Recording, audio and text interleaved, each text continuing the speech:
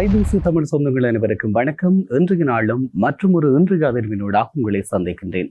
இன்றைய நாளிலும் குறிப்பிட்டு சொல்லக்கூடிய சில தரவுகள் இருக்கிறது. குறிப்பாக இந்திய மற்றும் பாகிஸ்தான் ஆகிய நாடுகளுக்கு இடையிலான இந்த போர் என்பது ஒரு போர் பதற்றமான சூழ்நிலையை ஏற்படுத்தி இருக்கிறது. இது இந்து சமுத்திர பிராந்தியத்தில் மிகப்பெரிய அதிர்வலைகளை ஏற்படுத்திக் கொண்டிருக்கக்கூடிய சம நேரத்தில் பாகிஸ்தான் மீது இந்தியாவும், இந்தியாவின் மீது பாகிஸ்தானும் தொடர்ச்சியான தாக்குதல்களை நிகழ்த்தி வருகிறார்கள். இதிலே பாரிய அழிவுகள் ஏற்படக்கூடிய சாத்தியங்கள் இருப்பதாக சொல்லப்படுகிறது.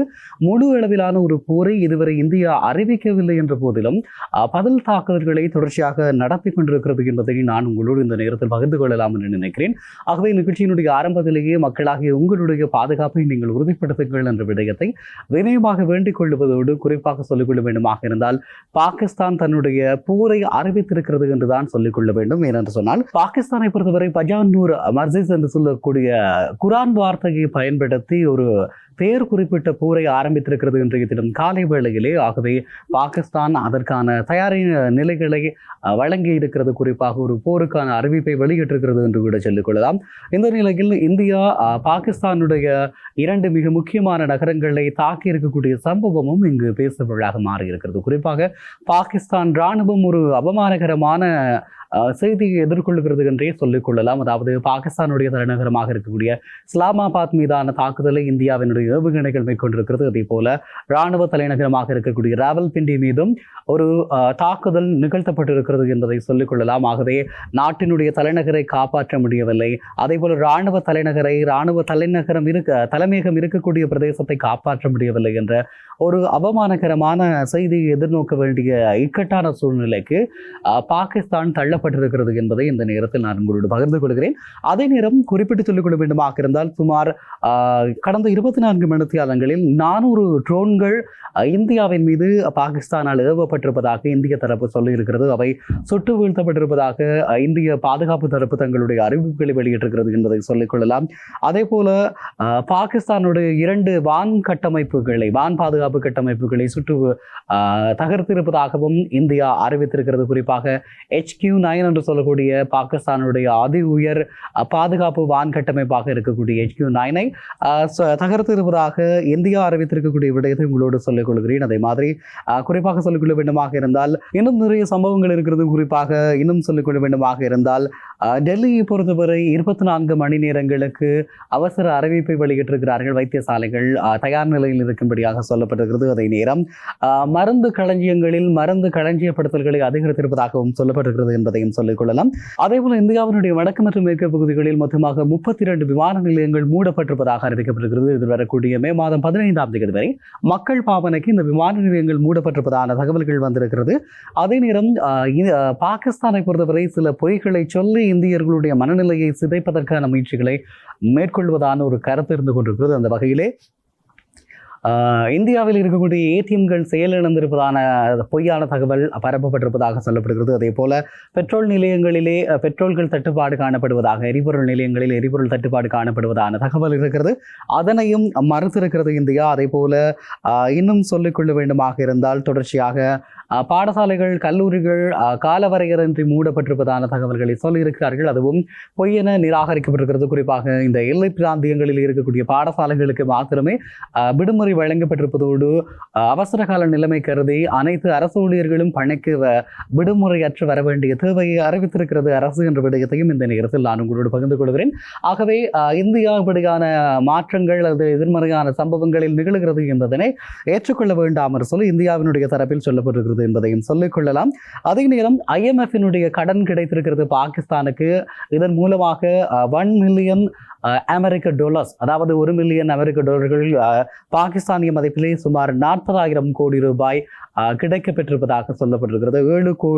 7 மில்லியன் பெறுமதியான IMF-இனுடைய கடனிலே 1 மில்லியன் பெறுமதியான கடனை வழங்குவதற்கு தீர்மானித்திருக்கிறார்கள். இதற்கு இந்தியா மிகப்பெரிய எதிர்ப்பை வழங்கியிருந்த போதிலும், இந்த வாக்கெடுப்பிலே பங்கு பெற்றாது இருந்த போதிலும் அதனை மீறி இந்த IMF-இனுடைய கடன் வழங்கப்பட்டிருக்கிறது என்று சொல்லிக் கொள்ளலாம். ஒரு பக்கமாக இந்தியாவுக்கு இது ஒரு 7.5 சனி என்ற மாதிரி கருத்துக்கள் பகிர்ந்து கொள்ளப்படுகிறது. என்பதையும் இந்த நேரத்தில் நான் உங்களோடு சொல்லிக் கொள்கிறேன். இதை தாண்டி ஆயிரத்திற்கும் அதிகமான மக்கள் பாதுகாப்பான இடங்களுக்கு இந்திய பகுதியில் இருந்து மீட்கப்பட்டிருக்கிறார்கள் என்ற விடயத்தை சொல்லிக் கொள்ளலாம்.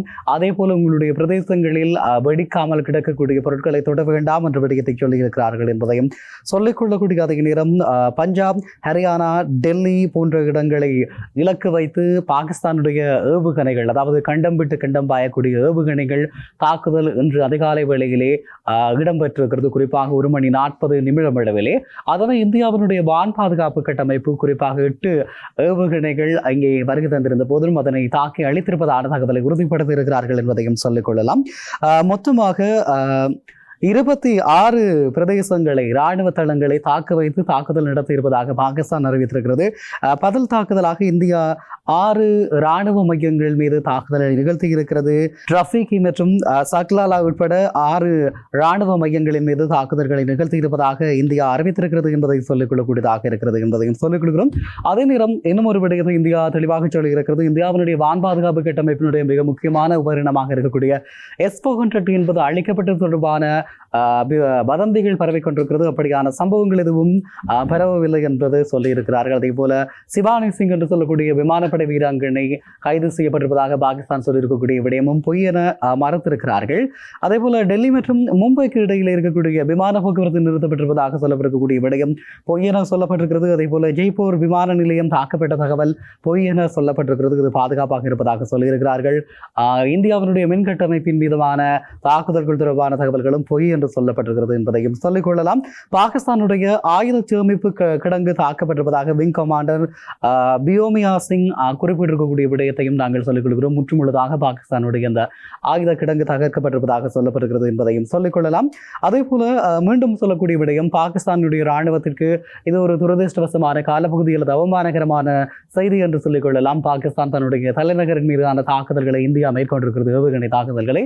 இதனை தடுக்க முடியாத நிலைமையில் இருந்து கொண்டிருக்கிறது. அப்படியாக இருந்தால் உங்களுடைய வான் பாதுகாப்பு கட்டமைப்பு என்ன செய்து கொண்டிருக்கிறது என்ற ஒரு கேள்வி இருக்கிறது. நீங்கள் மிக பலமான வான் பாதுகாப்பு கட்டமைப்பை கொண்டிருப்பதாக அறிவித்திருந்தீர்கள்.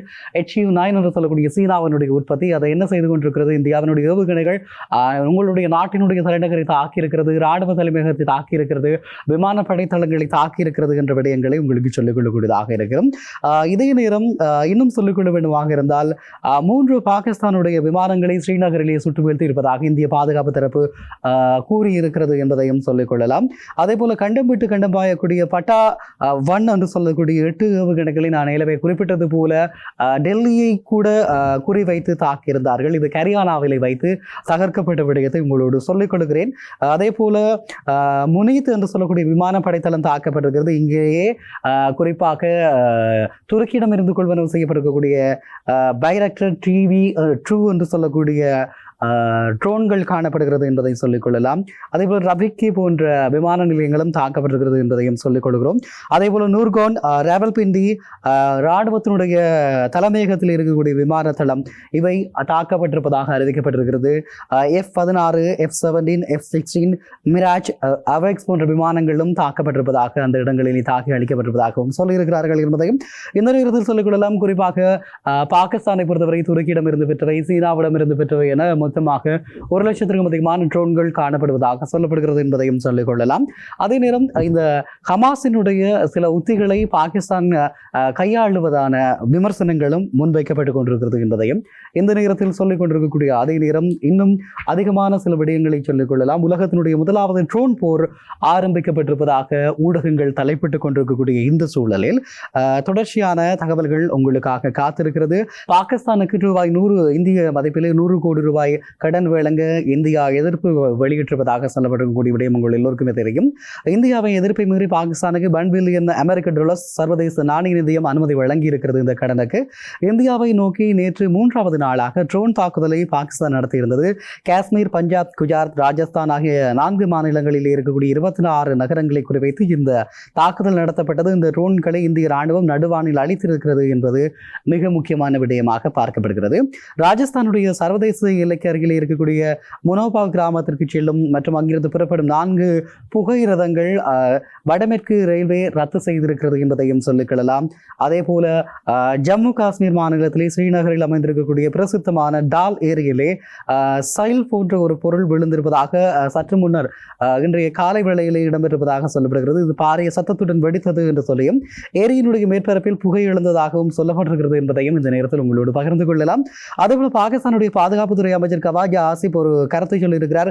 இந்தியா பாகிஸ்தான் மோதல் மிகவும் தீவிரமாகி வரக்கூடிய நிலையில் பாகிஸ்தானுடைய பாதுகாப்புத்துறை அமைச்சர் இந்த தகவல்களை சொல்லியிருக்கிறார்.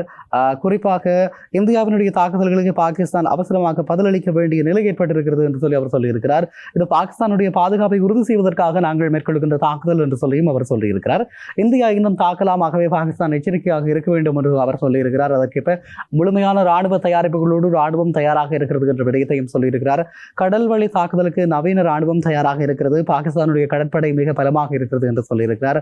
விமானம் படை பாதிக்கப்படவில்லை என்று சொல்லியிருக்கிறார். இந்தியா சொல்வது போல தங்களுடைய விமான தளங்கள் தாக்கப்படவில்லை என்று சொல்லி சற்று முன்னர் அவர் ஊடகங்களுக்கு கருத்துக்களை வழங்கி இருக்கிறார் என்பதையும் சொல்லிக்கொள்ளலாம். தேசிய பாதுகாப்பு ஆலோசகர்கள் தொடர்ந்து பேச்சுவார்த்தைகளை நடத்தி வருவதாக அவர் சொல்லியிருக்கக்கூடிய விடயமும் சொல்லக்கூடியதாக இருக்கிறது. அதையும் நேரம் இன்னும் ஒரு விடயத்தையும் சொல்லியிருக்கிறார். பாகிஸ்தான் அணு ஆயுதங்களை கண்காணிக்கும் தேசிய கட்டுப்பாட்டு அதிகார பிரிவு கூட்டம் நடைபெறவில்லை, இதுவரை எந்த கூட்டமும் திட்டமிடப்படவும் இல்லை என்று சொல்லியிருக்கின்றார் என்பதையும் இந்த நேரத்தில் சொல்லிக்கொள்ளலாம். அதே நேரம் நடைபெற்று வரக்கூடிய இந்த சம்பவங்களிலே இன்று அதிகாலை 5 மணி அளவில் அமிர்தசரசனுடைய காசாகான் மீது ஆயுததாரிகளுடைய ஆளில்லா விமானங்கள் தாக்குதல் நிகழ்த்தப்பட்டிருக்கிறது என்பதை சொல்லிக்கொள்ளலாம். இப்படியாக நகர்ந்து கொண்டிருக்கிறது.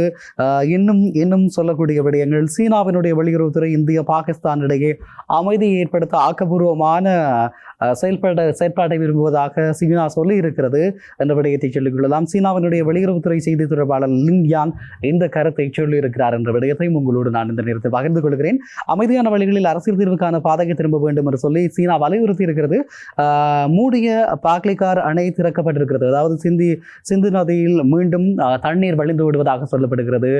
செனாப் நதியை திறந்து விட்டிருக்கிறது இந்தியா. ஆகவே கடந்த 2 நாட்களாக அந்த பகுதிகளிலேயே பெய்திருக்கக்கூடிய கடுமையான மழை காரணமாக நீர்த்தேக்கங்கள் திறந்து விடப்பட்டிருக்கிறது என்பதை சொல்லிக் கொள்ளலாம். இது பாகிஸ்தானின் மிகப்பெரிய வெள்ள அனர்த்தத்தை ஏற்படுத்தும் என்று நம்பப்படுகிறது என்பதையும் இந்த நேரத்தில் சொல்லிக் கொள்ளுகிறோம். இந்தியா மற்றும் பாகிஸ்தான் இடையே போர் பதற்றம் அதிகரித்து வரக்கூடிய நிலையில் இந்தியாவினுடைய தேசிய பாதுகாப்பு ஆலோசகர் அஜித் தோவால் பிரதமர் மோடியை சந்தித்து பேசியிருக்கிறார் என்பதை சொல்லிக் கொள்ளலாம். பாகிஸ்தான் பதற்றத்தை மேலும் அதிகரிப்பதாக இந்தியா குற்றச்சாட்டு ஒன்றை முன்வைத்திருக்கிறது. டெல்லி விமான நிலையத்தில் 138 விமானங்கள் ரத்து செய்யப்பட்டிருக்கிறது. காலை 5 மணி முதல் பிற்பகல் 2 மணி வரை விமானங்கள் ரத்தாகி இருக்கும் என்று சொல்லப்படுகிறது. இதில் 66 உள்நாட்டு விமானங்கள் புறப்படும். அதே போல 53 விமானங்களின் வருகையும் ரத்து செய்யப்பட்டுவதாக சொல்லியிருக்கிறார்கள் என்பதை சொல்லிக்கொள்ளலாம். அதே போல S-400 பாதுகாப்புக்கு எந்த பாதிப்பும் இல்லை என்று சொல்லியிருக்கிறார்கள் என்பதை மீண்டும் சொல்லிக் கொள்கிறேன். நேற்று இரவு விமான நிலையத்திற்கு அருகில் இருக்கக்கூடிய பகுதிகளில் பல்வேறு பகுதிகளில் ட்ரோன் தாக்குதல்களை விமான நிலையங்களை குறிவைத்து பாகிஸ்தான் தாக்கி வருவதாகவும் சொல்லப்படுகிறது என்பதை சொல்லிக் கொள்ளலாம். மக்கள் மீது தாக்குதல் நிகழ்த்துவதை நாங்கள் ஏற்றுக்கொள்ள மாட்டோம் என்று சொல்லி இந்திய ராணுவம் அறிவித்திருக்கிறது என்ற தகவலையும் நான் உங்களோடு பகிர்ந்து கொள்கிறேன். அதே போல பஞ்சாபினுடைய விமானப்படை தளத்தை குறிவைத்து பாகிஸ்தான் ஒரு தாக்குதல் முயற்சியை மேற்கொண்டிருக்கிறது. இன்று அதிகாலை 1:40 மணி அளவில் இந்தியாவை தாக்குவதற்கு அதிவேக ஏவுகணை, அதாவது பலாஸ்டிக் மிசைல்ஸை அவர்கள் பயன்படுத்தியிருந்தார்கள் என்ற விடயத்தை சொல்லியிருந்தேன். நேற்று இரவு முதல் அதிகாலை வரை 26 முறை இந்தியாவை தாக்குவதற்கு பாகிஸ்தான் முயற்சித்திருப்பதாக சொல்லப்படுகிறது என்பதையும் சொல்லிக் கொள்ளலாம். இது தொடர்பாக கர்னல் சோபியா குரோசி கூறுகின்ற போது பஞ்சாபில் இருக்கக்கூடிய விமானப்படை தளத்தை குறிவைத்து தாக்குதல் நடவடிக்கை பாகிஸ்தானுடைய நடவடிக்கை முறியடிக்கப்பட்டிருக்கிறது என்பதையும் சொல்லிக் கொள்ளலாம். அதே போல அமெரிக்காவினுடைய வெளியுறவுத்துறை செயலாளர் ரூபியோ மற்றும் வெளியுறவு செயலாளர் ஜெய்சங்கருடன் இந்த பதற்றமான சூழ்நிலை தொடர்பாக பேச்சுவார்த்தை இடம்பெற்றிருக்கிறது. தணிப்பதற்கான முயற்சிகளை மேற்கொள்ளுமாறு அவர் சொல்லியிருக்கிறார் என்பதையும் சொல்லிக் கொள்ளலாம். இப்படியாக நகர்ந்து கொண்டிருக்கிறது இந்த நிலவரங்கள். குறிப்பாக போர் பதற்றம் அதிகரித்துக் கொண்டிருக்கிறது. 2 நாடுகளும் தங்களுடைய தாக்குதல்களை மேற்கொண்டு கொண்டிருக்கிறார்கள். ஆனால் இந்தியா இதுவரை தங்களுடைய தாக்குதல் திட்டங்களை அறிவிக்கவில்லை அல்லது முழுமையான ஒரு போர் நடவடிக்கையை மேற்கொள்ளவில்லை என்ற விடயத்தை சொல்லிக் கொள்ளலாம். ஆனால் இந்த விவகாரத்திலே பாகிஸ்தான் முந்திக் கொண்டு தங்களுடைய நகர்வுகளை மேற்கொள்கிறது, போருக்கு பெயரிட்டிருக்கிறது என்ற விடயங்களை சொல்லிக் கொள்ளக்கூடியது. அதே நேரம் IMF-இனுடைய கடன் கிடைத்திருக்கக்கூடிய மகிழ்ச்சியான நிலையிலே இந்தியாவின் மீது தாக்குதல்களை நடத்துவதற்கு அவர்கள் முனைப்புகளை மேற்கொள்கிறார்கள். இது எந்த அளவுக்கு பொருத்தமான விடயம் என்று தெரியவில்லை. ஆகவே அன்பான உறவுகளை மீண்டும் உங்களுடைய பாதுகாப்பை கவனத்தில் கொள்ளுங்கள். 2 நாடுகளும் தங்களுடைய போர் நடவடிக்கைகளை மேற்கொள்கிற போது அப்பாவி பொதுமக்கள் பாதிக்கப்படுவதை ஏற்றுக்கொள்ள முடியாது என்ற விடயத்தை உங்களுக்கு இன்றைய நாளும் ஞாபகப்படுத்திக் கொள்கிறோம். உங்களுடைய பாதுகாப்பு எங்களுக்கு மிக முக்கியமானது என்பதையும் இந்த நேரத்தில் கருத்து பிரார்த்தனையோடு வெளிப்படுத்திக் கொள்கிறோம் என்பதை சொல்லிக் கொள்கிறோம். ஆகவே இந்த போர் என்று சொல்லப்படுவது ஒரு ட்ரோன் யுத்தமாக மாறி இருக்கிறது. இரண்டு நாடுகளும் தங்களுடைய ட்ரோன்களின் மூலமாக தாக்குதல்களை நிகழ்த்தி கொண்டிருக்கிறார்கள். நான் நிலவே சொன்னது போல ஒரு ட்ரோன் யுத்தம் நிகழ்த்து கொண்டிருக்கிறது. இது உலகினுடைய முதலாவது ட்ரோன் யுத்தமாக காணப்படுகிறது. ஆனால் ட்ரோன் பலத்தை பொறுத்தவரை பாகிஸ்தானுடைய ராணுவம் உலகத்தினுடைய 4வது பலமான ட்ரோன் ராணுவமாக காணப்படுகிறது என்றதை சொல்லிக் கொண்டாலும் இந்தியா அதற்கு எதிரான வான் பாதுகாப்பு கட்டமைப்பை முறையாக பேணிக் கொண்டிருக்கிறது. இந்தியாவின் மீது பாகிஸ்தான் நகர்த்தி இருக்கக்கூடிய ஒவ்வொரு வான்வழியான ஏவுகணை தாக்குதல்களையும் வானிலையை வைத்து முறியடித்திருக்கிறது. குறிப்பாக இந்தியாவினுடைய தலைநகரம் டெல்லியை குறிவைத்து இந்த தாக்குதல் நிகழ்த்தப்பட்டது. நிச்சயமாக தலைநகர் தாக்கப்பட்டால் அது போருக்கான ஒரு முழு நேர போருக்கான ஒரு நடவடிக்கையாக அமையும். ஆகவே அது தடுக்கப்பட்டிருக்கக்கூடிய விடயமும் கூட இந்த போர் விவகாரத்திலே இந்தியா நிதானித்து செயல்படுகிறது என்ற விடயத்தை சொல்லிக் கொள்ளலாம். ஆகவே நீங்கள் உணர்ச்சி வசப்படாமல் ஏன் இன்னமும் பாகிஸ்தானை தாக்கவில்லை என்ற கருத்துக்களை வெளிப்படுத்தாமல் இராணுவமும் அரசும் அதற்கான நடவடிக்கைகளை மேற்கொள்ளும் என்ற அடிப்படையில் காத்திருக்கக்கூடியதாக இருக்கும் என்பதை சொல்லிக் கொள்வதோடு பாகிஸ்தானை பொறுத்தவரை பாகிஸ்தான் தன்னுடைய நகர்வுகளை தொடர்ச்சியாக மேற்கொண்டு கொண்டிருக்கிறது. தன்னுடைய பாதுகாப்பு நடவடிக்கைகளை அதிகப்படுத்திக் கொண்டிருக்கிறது.